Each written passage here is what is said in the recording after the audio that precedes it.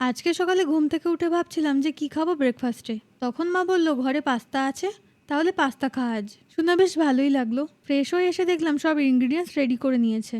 তাহলে চলো আজকের পাস্তার রেসিপিটা শেয়ার করি। প্রথমে জল গরম করে নিয়ে তাতে পাস্তা ঢেলে দিলাম, তার সাথে রিফাইন তেল আর নুন দিয়েছি। পাস্তা যতক্ষণে সেদ্ধ হচ্ছে ততক্ষণে আমি আমার ডোগোকেও খেতে দিয়ে এলাম। ও অ্যাকচুয়ালি আমার বাড়ির সামনেই থাকে। 70 থেকে 80% মতো সেদ্ধ করে নিয়ে জল থেকে ছেঁকে রাখলাম। কিছু পাস্তা জলও সাইড করে রেখেছি।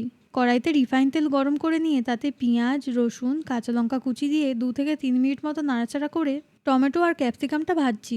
কিছুক্ষণ ভেজে নিয়ে নুন দিয়েছি, একটু যাতে নরম হয়ে যায়।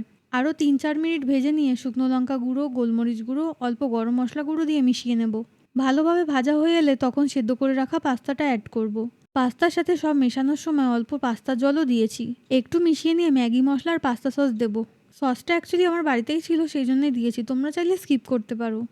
সব কিছুকে ভালো করে মিশিয়ে নিয়ে ধনেপাতা কুচি দিয়ে রেডি আজকে রান্না। আমি খাওয়ার সময় অল্প অরিগ্যানো আর একটু পাস্তা সসও ওপরে দিয়েছিলাম। দেখা হচ্ছে পরের ভিডিওতে। Bye bye.